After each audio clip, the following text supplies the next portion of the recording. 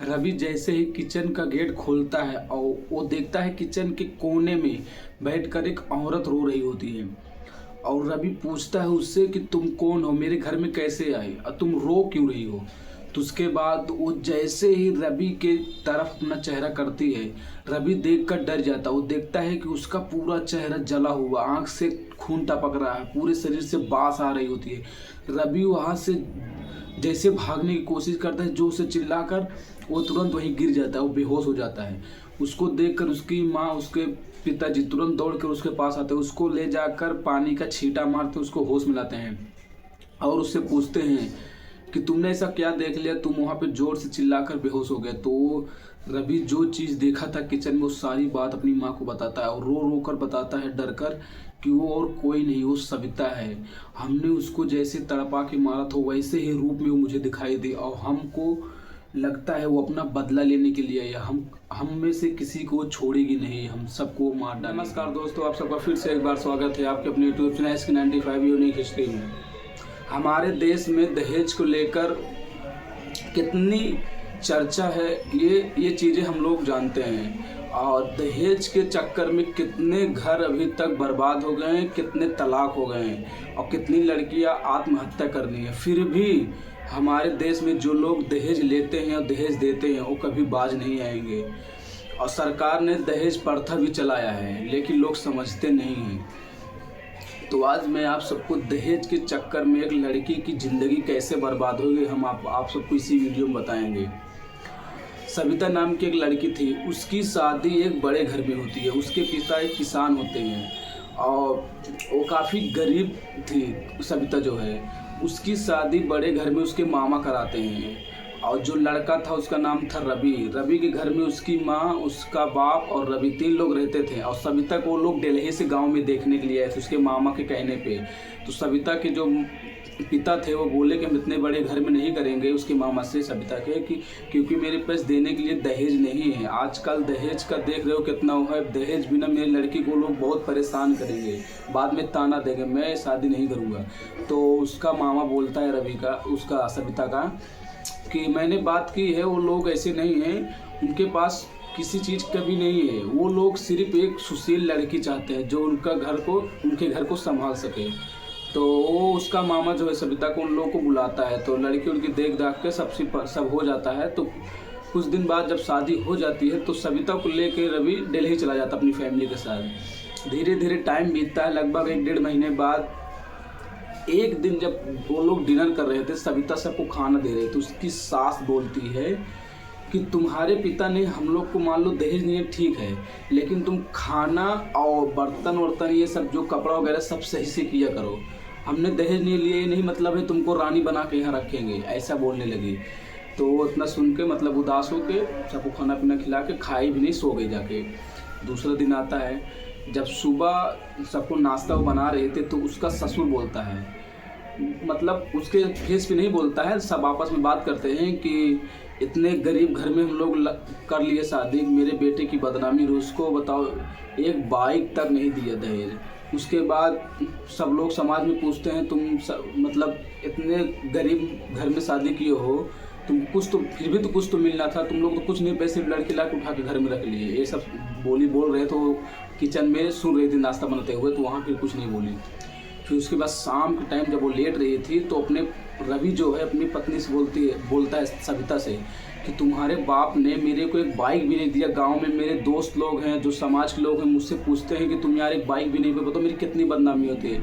अब मुझे तुम्हारे बाप के पास जितनी ज़मीन है उसमें से मुझे आधा हिस्सा चाहिए, नहीं तो मैं तुमको तुम्हारे घर पर छोड़ के चले जाऊँगा दहेज के लिए।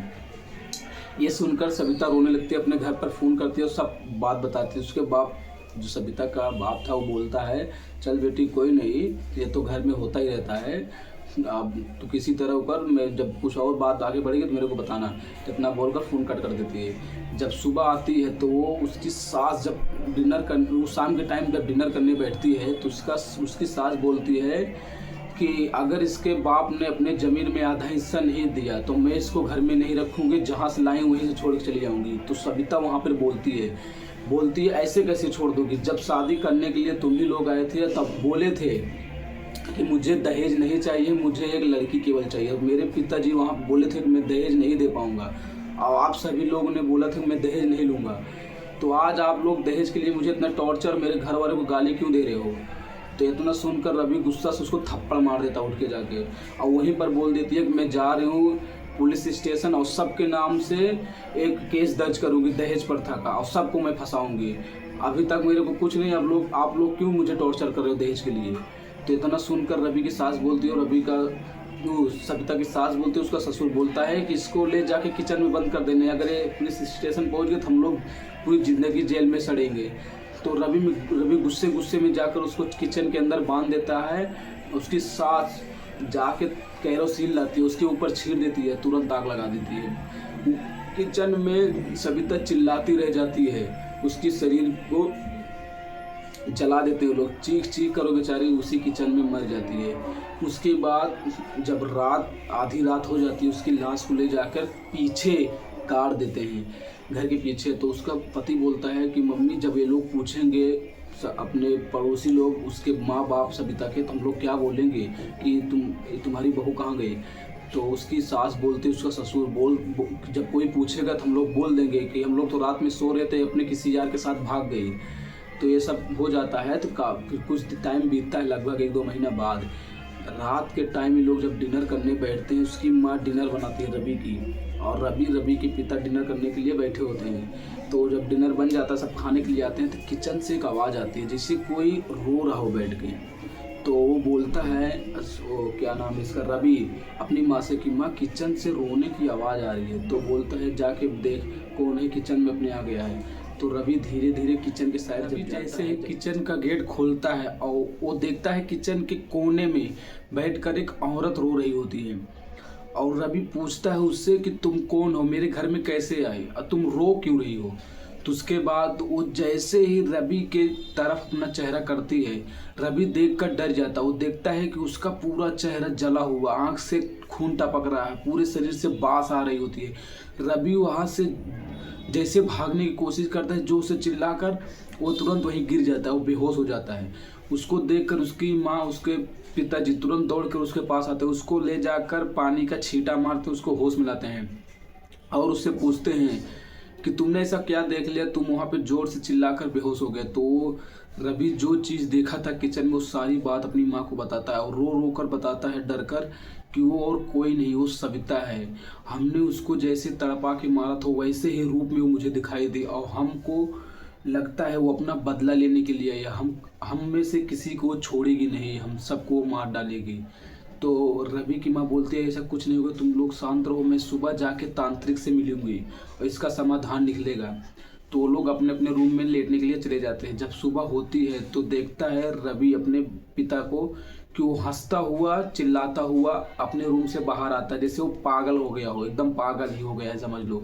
वो बोलता है हम में से कोई नहीं बचेगा, सब मर जाएंगे, सब लोग, कोई नहीं बचेगा। वो उसे हंसता हुआ चिल्लाता हुआ आता है, और जो उसकी माँ थी वो खोजता है कि मेरी माँ कहाँ गई, पापा को क्या हो गया। तो पूरे घर में खोजता है तो नहीं मिलता। उसका बाप बोलता है तेरी माँ गई, अब वो नहीं आएगी, हम में से सब कोई नहीं बचेगा, हम लोग भी मर जाएंगे। पागल हो गया होता है। वो जाके घर के जैसे पीछे जाता है, देखता है कि उस जिस जगह पर सविता की लाश को वो लोग दफनाए थे, उसके बगल में उसकी माँ की लाश पड़ी हुई थी। उसकी माँ के शरीर पर कोई खरोच का निशान नहीं, कोई कट का निशान नहीं, कुछ नहीं।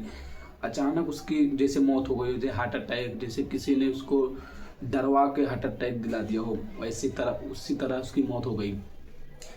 तो उसकी आवाज़ सुनकर जो बगड़ के पड़ोस के लोग थे वो लोग उसके पास आते हैं, तो बोलते हैं कि रवि क्या हुआ। तो सब बताता है रवि कि मेरी माँ की मौत हो गई, उसकी लाश पीछे पड़ी, मेरे बाप के साथ पता ना क्या हो गया, वो पागल हो गया। तो सब लोग देखते हैं उसकी माँ को, लाश को अंदर लाते हैं। फिर वो पूछता है रवि पड़ोस वालों से कि आप लोगों ने देखा है कि मेरी माँ की लाश को यहाँ पर को रखा। तो पड़ोस के लोग बोलते हैं कि हम लोग तो अभी देख रहे, तुम्हारे रोने की आवाज़ सुनकर हम लोग आए हैं।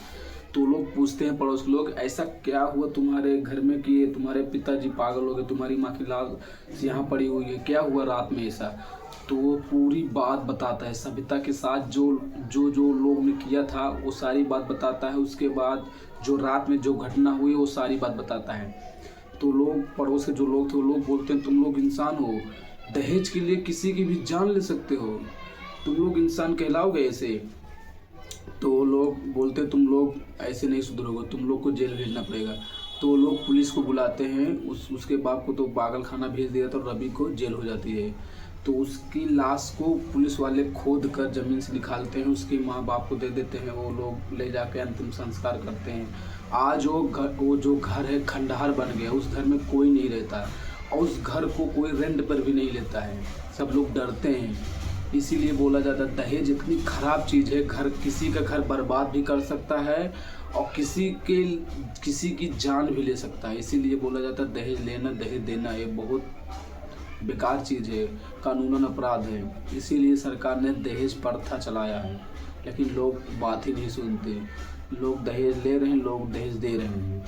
इसी चक्कर में कितना घर उजड़ गया है।